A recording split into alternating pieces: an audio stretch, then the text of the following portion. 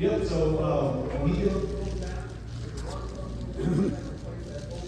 it's a serviceable part that's bolted into it. Yep, so the pulley comes off, the pulley's bolted to it, and you can get the pump out of it. Yeah, water pump is removable from the front cover. It comes into it like that, but it is water removable. You can take it out and swap it if you need.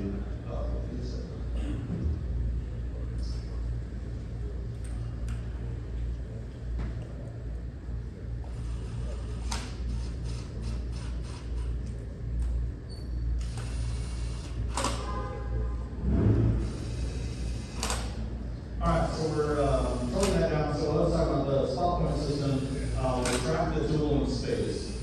So as we're going through this 26 volt sequence, if you were not in the correct volt, the tool is not enabled. It's got a really cool operator display screen. If you think about like the old duck hunter game, you kind of see an orange bullseye going across the screen. It'll only go blue when you're on the correct volt. The operator, if they need to, can reference that to make sure they're on the right volt. Turns blue, they know they can enable the tool.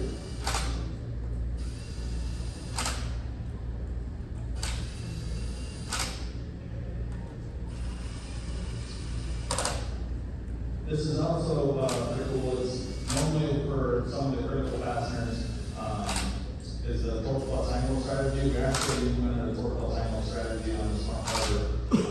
It's a large piece, so make sure it's good clamp across that front cover.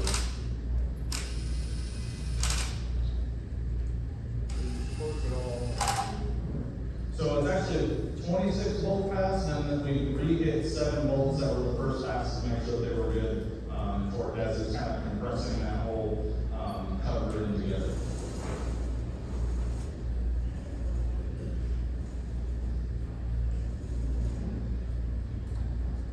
Alright, so next, Dennis is going to put on the high pressure fuel lines. So these fuel lines will connect to the fuel pump, and then go around the front of the engine outside the front cover and connect to the high pressure fuel rails.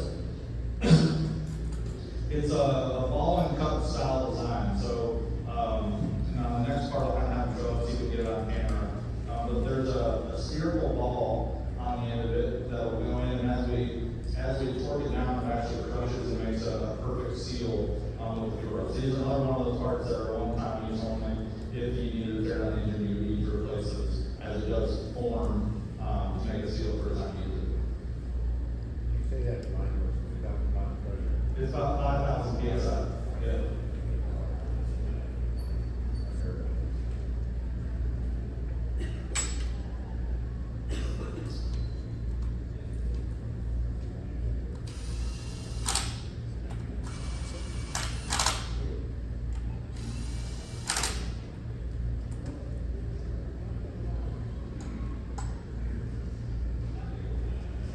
So this is the easiest way to do this here is with this torque wrench, or just kind of open that box wrench.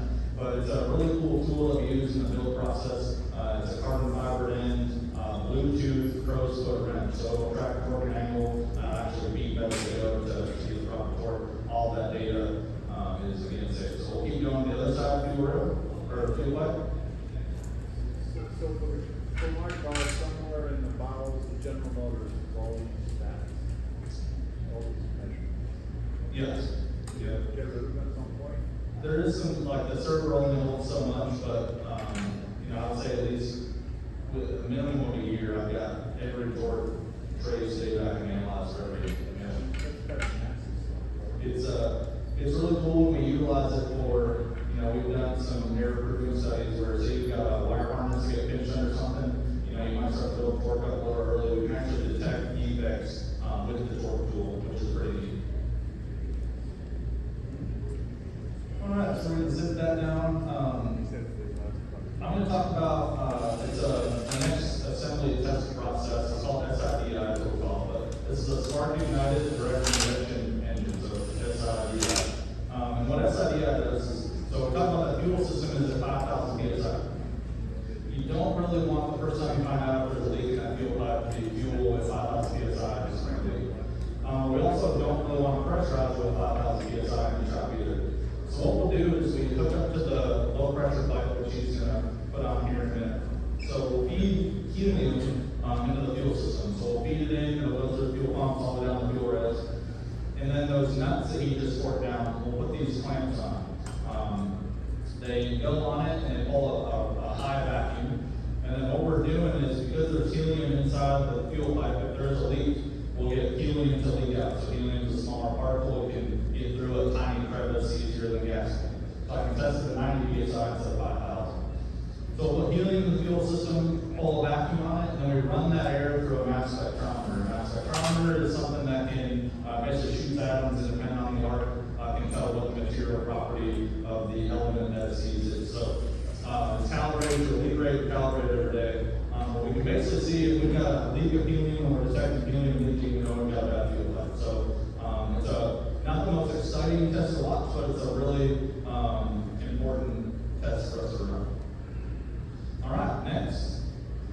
Logan, do you want to talk a little bit, as he's going through pulleys, a little bit about the harmonic balancer that is going on here in a minute? Yes, we have, our guy, he has a balancer that goes on front end of the crankshaft for getting the engine with LT6 planes and creates a lot of vibration, so we want to try to reduce that as much as possible. So we have 3 different ways to get the balancer, the engine mounts, so that's all the best as well. So, okay, any more we need to cover on that? I think we'll just talk about this when we fix it up here in a minute. So there's that one. So if you can kind of see on that front, as he's going, sir, the water pump is going to be what he's going to put his pulley on. You'll see some exterior bolts that you can remove it if you need to. There was a question that I didn't get to get.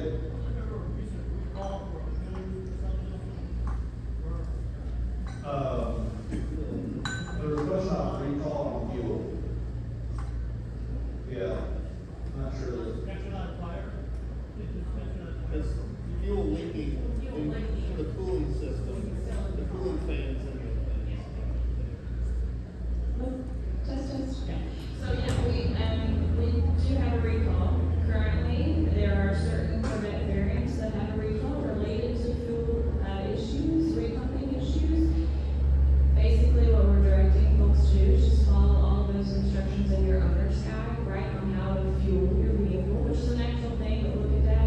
If you're worried about your own vehicle, you can look at NHTSA's website, that's the National Traffic Safety.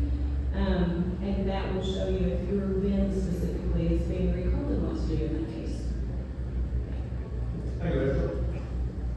All right, so you put that water pump pulley on. So the balancer, the harmonic balancer that you're going to grab here in a second is the big silver billet piece. That's what Logan was talking about, is designed to reduce the vibration on the harmonic system. Fun fact about it is it's actually the largest torque on the engine, so that bolt that he's going to put on it. One of the cool things about this engine is the Gen 5 engine is a press fit. We actually have to use about 4,000 psi to press the balance around. This isn't for display, it actually is like this in production, it just slides right on. So we'll then torque down that balancer bolt. It's another big torque, it's a torque plus angle. It's somewhere between 300 and 400 pounds of torque to complete.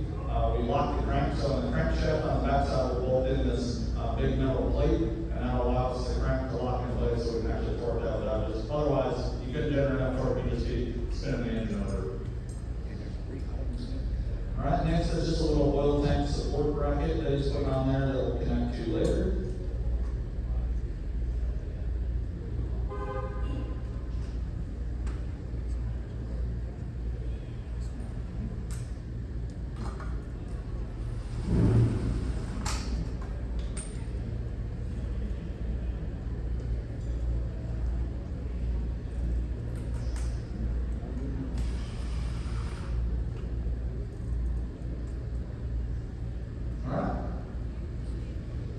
Next, he's going to put on the can covers. So these are like a rocker cover, they cover the can. So we call them can cover. They're painted red on the LT6 engine. On the LT7, if you ever see one, they're actually just raw aluminum, because that's what the turbos and everything on. You can actually really see it. But LT6 is very prevalent and visible in the car. There is a nice body rocket on the right hand side that we can show you in a little bit. So he's going to set that on there. Again, we would put RTB on the front of that, so where that Front of that can cover, and then the front cover, we would apply a small dab of RTD, and then apply it down. This is another mandatory torque sequence. These bolts are locked down as we go through. The cam sensors are already pre-installed for us, so there are two sensors that will pick up on the trigger wheel of the camshaft that we'll connect to.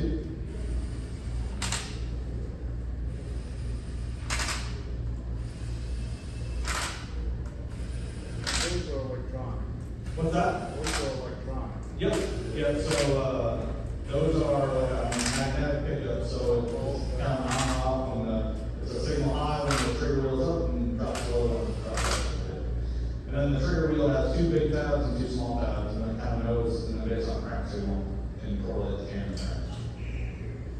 All right, we're going to move on to the right-hand side. You kind of see on the visual there, there's a nice rocket on the front left of that. There's I don't know if I said there's like 60 plus. We've counted them all the time. I think we would change every time we count. We would find a new one. But there's like 60 plus rockets embedded in the entire engine. There's another big one on front of that front cover. You can kind of see that big. What's a good view, you can kind of see it from the front, but you can still see into those camshaft phasers. Through there, you can see that little silver button in the middle of it. Again, it's a plunger. You want to talk about cam phasing at all? Yeah, so the cam figures, you can adjust timing. So within that band where the gear drive is at, I can clock separately to the shaft itself. So if you want to advance, regard your timing, it does that all automatically. And if you haven't got to the actuators yet, but there's a little pin that will push in on that button, and that button adjusts oil flow within that front part, and then now lets it clock forward to back, change cam, change your timing. So that's the sensors he's installing now, is one for each can to adjust intake and exhaust. And then just push in on a button, and then that lets oil flow from one area to another.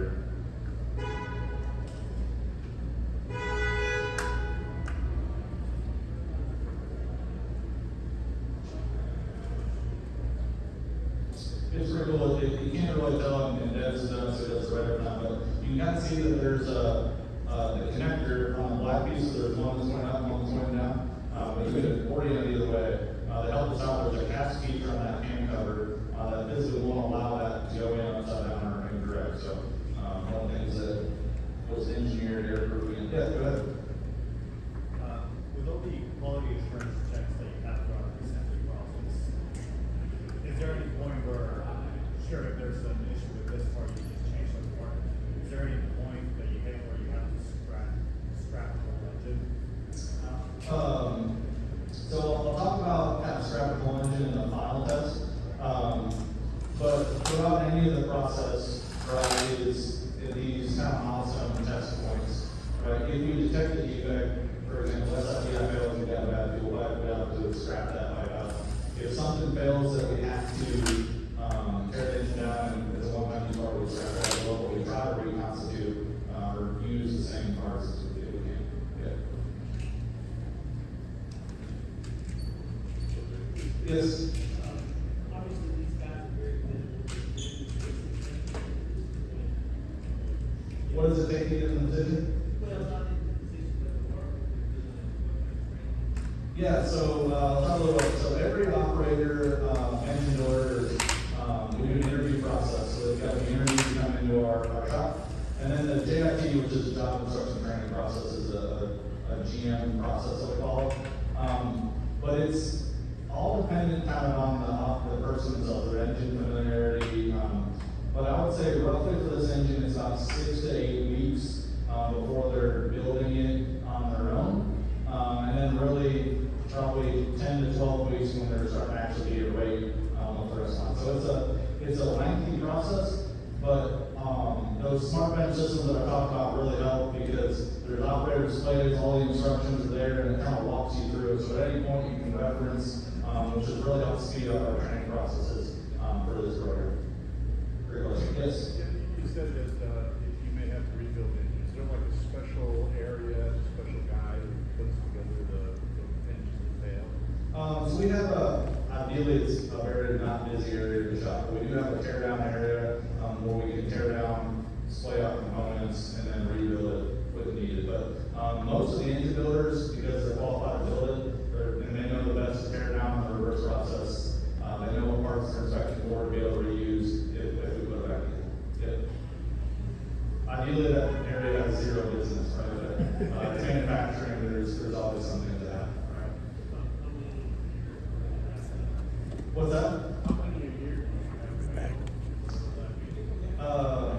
It's really rare, like less than 2 hands, right? So out of the 10,000 engines, maybe there's 10 that have a catastrophic issue, right? So it's a super, super small percentage.